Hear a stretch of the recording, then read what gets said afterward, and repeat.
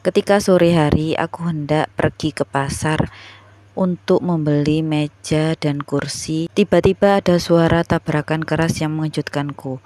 Jeritan seseorang menyusul setelahnya. Aku pun urung mengeluarkan motorku. Kulihat ada seorang bapak-bapak jatuh tersungkur di tengah jalan.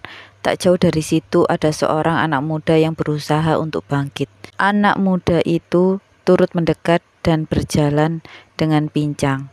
Saya minta maaf, Pak. Saya kaget karena Bapak tiba-tiba memberhentikan motor. Ucap anak itu penuh penyesalan. Mari ke rumah saya dulu, Pak. Biar kita bisa bicarakan dengan tenang, ucapku. Dibantu warga yang lain, lelaki parubaya serta anak muda itu dipapa menuju teras rumahku. Mereka didudukkan di kursi. Setelah semuanya tenang, anak muda tersebut mulai berbicara. Saya tidak sengaja menabrak bapak ini, sebab beliau tiba-tiba berhenti di tengah jalan. Saya sudah berusaha untuk mengerem, tapi tidak bisa karena jarak yang sudah terlalu dekat. Iya, saya juga mengaku salah, sebab tadi tiba-tiba berhenti di tengah jalan. Motor saya tiba-tiba mati, balas lelaki parubaya tersebut. Ada apa ini, Nak Puput? Tanya ibu yang nampak panik. Ada kecelakaan, Ibu, tapi korbannya tidak apa-apa kok, cuma terkilir di bagian kaki, balasku. Ibu mengusap dadanya lega. Sepertinya kaki Pak Budi dan Nak Arya ini terkilir, harus dibawa ke tukang urut biar cepat ditangani, ucap Mbak Yanti. Aku pun melangkahkan kakiku cepat ke dalam rumah dan membangunkan suamiku. Mas Bima. Iya Put, ada apa? Ucap Mas Bima. Mas bisa bantu kan? Mas nggak bisa bantu Put, Mas kan bukan tukang urut. Puput yakin Mas Bima pasti bisa. Kemarin saja tangan Puput sempat terkilir. Pas Mas Bima urut langsung baik kan? Ayolah Mas, kasihan itu korbannya, kakinya sakit. Mau cari tukang urut di kampung ini juga tidak ada Mas. Aku terus saja meyakinkan Mas Bima. Akhirnya Mas Bima menyetujui usulanku. Aku bergegas ke depan memberitahu Pak Budi dan juga Arya. Mas Bima, suami saya bisa bantuin ngobatin, ucapku. Semua orang menatap tak percaya termasuk ibu. Kamu jangan bercanda, Bud. Sejak kapan Bima jadi tukang urut?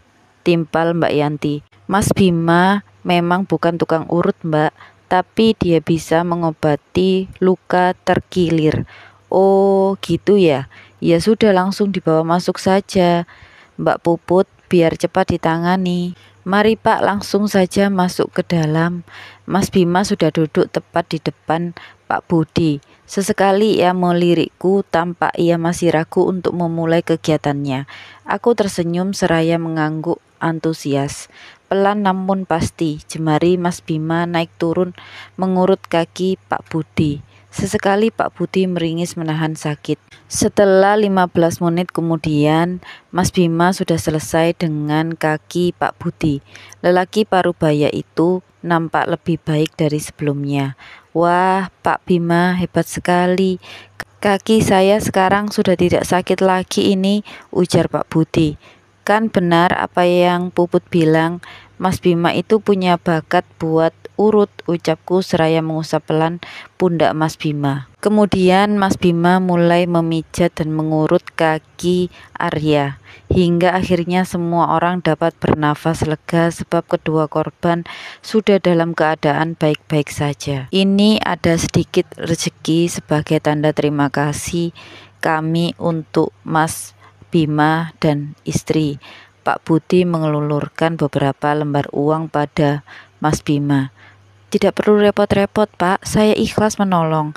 Bapak pulih dari sakit saja sudah lebih dari cukup, tolak Mas Bima seraya mendorong pelan uluran uang itu. Rezeki tidak boleh ditolak. Pak Budi tetap memberikan uang itu lantas menyelipkan di telapak tangan Mas Bima. Alhamdulillah, terima kasih banyak Pak Budi. Mas Bima nampak berbinar. Ibu nggak nyangka loh, kamu bisa urut, Nak Bima, ucap ibu. Setelah semua orang sudah pulang, Bima juga nggak nyangka itu artinya Nak Bima ada bakat terpendam. Kenapa tidak diasah saja? Siapa tahu bisa jadi ladang rezeki, ucap ibu. Bagus juga ide ibu itu. Dengan begitu, Bima tidak hanya berdiam diri seharian. Selain ada aktivitas, Bima juga bisa menghasilkan uang, ucap Mas Bima. Yang terpenting niat menolong orangnya dulu ya nak. Soal rezeki biar Allah yang menentukan. Ibu senang jika kamu sudah mau bangkit dari keterpurukan, sudah mau kembali menikmati hidup. Sakit bukanlah halangan untuk mengejar sesuatu yang diinginkan. Bahkan banyak orang-orang di luaran sana yang tidak memiliki kaki, bahkan tangan. Tapi semangat juang mereka tidak pernah pudar. Mereka tetap mengejar apa yang mesti dikejar. Yang terpenting jangan pernah membandingkan diri kita dengan orang lain, proses kita dengan proses orang lain, apalagi membanding-bandingkan pencapaian, sebab rezeki setiap orang itu sudah tertakar, tidak akan tertukar.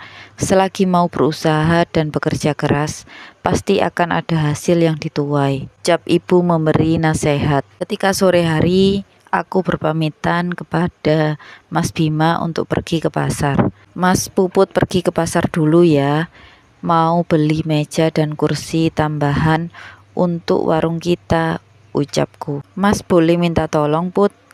Tolong buatkan spanduk untuk promosi bahwa kita buka jasa urut, ucap Mas Agung padaku. Jadi Mas sudah putuskan untuk buka jasa urut? Tanyaku antusias.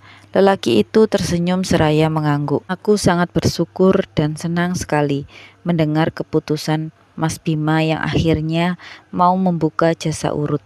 Terima kasih ya Allah, Engkau sudah mengembalikan semangat suamiku yang dulu sempat pupus. Puput pergi dulu ya Bu, titip warung sebentar. Assalamualaikum, pamitku pada ibu. Waalaikumsalam, hati-hati di jalan ya nak, ucap ibu padaku.